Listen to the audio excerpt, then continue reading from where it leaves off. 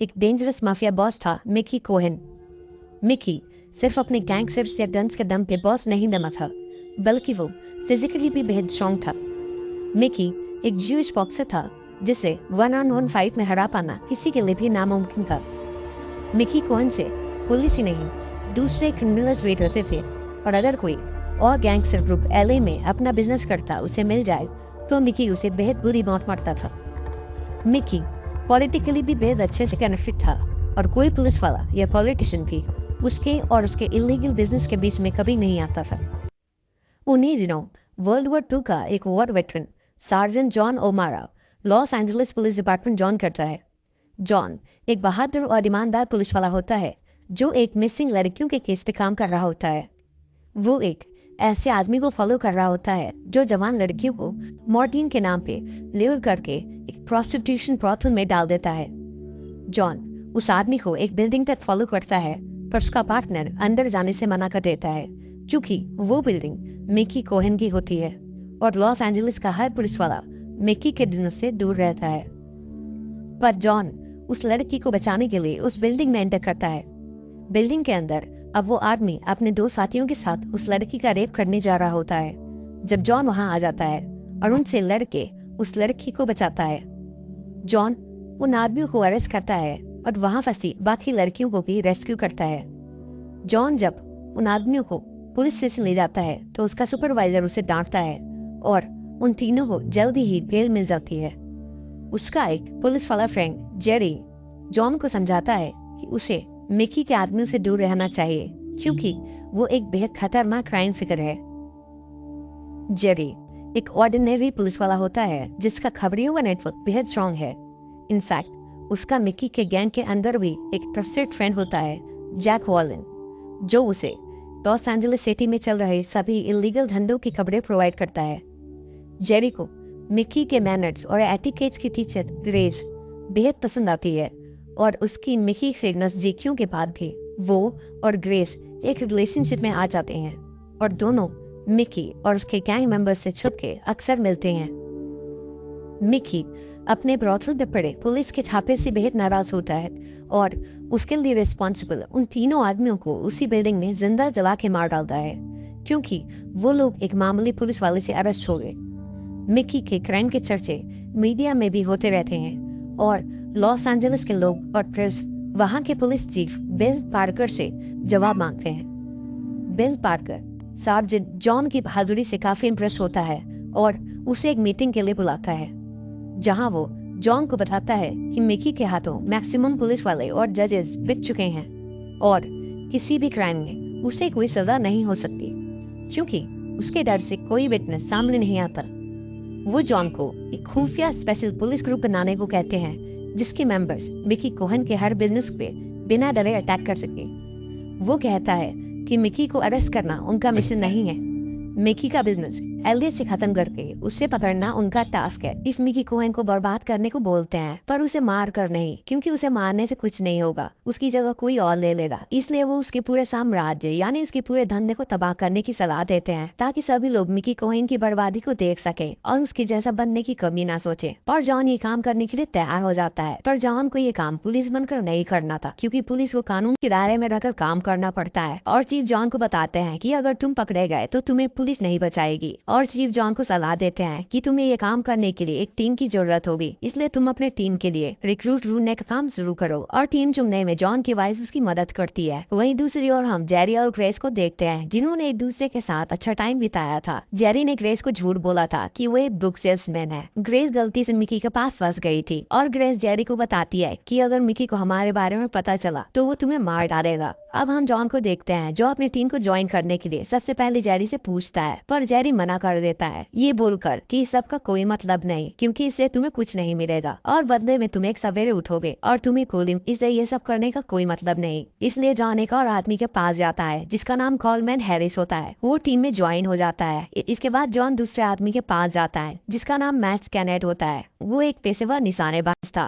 वो शुरुआत में तो मना कर देता है पर बाद में टीम ज्वाइन कर देता है। मैक्स के साथ उसका शागिर्द भी होता है, वो भी इस क्रांति में उनकी मदद करना चाहता था, इसलिए वो भी उनका ग्रुप ज्वाइन करता है। इसके बाद जॉन चौथे आदमी के पास जाता है जिसका नाम कॉनवेल किलर था। वो एक टेक्नीशियन था, सिर्फ कॉनवेल की ही फैमिली थी और बाकी टीम मेंबर्स की फैमिली नहीं थी, इसलिए जॉन को लग रहा था कि वो टीम ज्वाइन नहीं करेगा। पर कॉनवेल बोलता है कि मैं इस क्रांति को सिर्फ देख के रहना नहीं चाहता, मैं इसमें आप सभी का साथ देना चाहता हूँ। अब सीन शिफ्ट होता है मिकी कोहेन पर, जो एक सीनियर गैंगस्टर के साथ डिनर कर रहा था, जहाँ कोहेन उसे बोलता है कि मैं क्राइम की दुनिया में अपना नाम सबसे ऊपर करना चाहता हूँ, मैं सभी जगह अपना धंधा फैलाना चाहता हूँ। इस बात पे वो सीनियर गैंगस्टर बोलता है कि ये नहीं हो सकता, और ये सुनकर कोहेन को गुस्सा आ जाता है और वो बोलता है कि मैं तुमसे तुम्हारा सब कुछ छीन लूंगा और तुम मेरा कुछ नहीं बिगाड़ पाओगे। वहीं दूसरी ओर हम जॉन और उसके साथियों को देखते हैं जो कोहेन की बर्बादी की तरफ अपना पहला कदम बढ़ाने वाले थे। वो सभी कोहेन के एक कसीने को लूटने वाले थे और वो पांचों अंदर जाते हैं, पर अंदर पुलिस वाले भी होते हैं, इसलिए उन्हें वहाँ से भागना पड़ता है। पर जॉन और कोलमैन हैरिस को पुलिस वाले पकड़ लेते हैं। अब हमें जेरी को दिखाया जाता है जो कि नशे में था। उसके पास एक शू पॉलिश करने वाला बच्चा आता है। जेरी उस बच्चे को पहचानता था, वो बच्चा अपनी बीमार माँ के लिए पैसा जोड़ा करता था। वो बच्चा जेरी को बताता है कि तुम्हें यहाँ से निकल जाना चाहिए क्योंकि कोहेन लॉस एंजलिस पर अपना पूरा कंट्रोल करने वाला है, इसलिए वो आज रात जॉनथन को मारने वाला है। ये सुनकर जेरी उस बच्चे से बोलता है कि फिर तो तुम्हें अपने घर जाना चाहिए।